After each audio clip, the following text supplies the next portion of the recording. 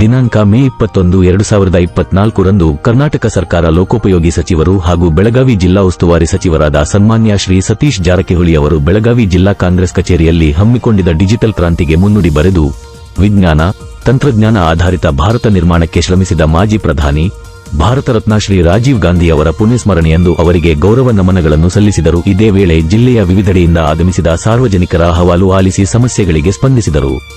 ಈ ಸಂದರ್ಭದಲ್ಲಿ ಮಾಜಿ ಸಚಿವರಾದ ಶ್ರೀ ವೀರಕುಮಾರ ಪಾಟೀಲ್ ಚಿಕ್ಕೋಡಿ, ಜಿಲ್ಲಾ ಕಾಂಗ್ರೆಸ್ ಅಧ್ಯಕ್ಷರಾದ ಶ್ರೀ ಲಕ್ಷ್ಮಣರಾವ್ ಚಿಂಗಳೆ ಬೆಳಗಾವಿ, ಜಿಲ್ಲಾ ಕಾಂಗ್ರೆಸ್ ಅಧ್ಯಕ್ಷರಾದ ಶ್ರೀ ವಿನಯ ನಾವಲಗಟ್ಟಿ, ಕಾರ್ಯದರ್ಶಿಗಳಾದ ಶ್ರೀ ಪ್ರದೀಪ್ ಎಂಜಿ, ಕಾಂಗ್ರೆಸ್ ಮುಖಂಡರು, ಕಾರ್ಯಕರ್ತರು ಉಪಸ್ಥಿತರಿದ್ದರು. JB news Kannada, Belagavi.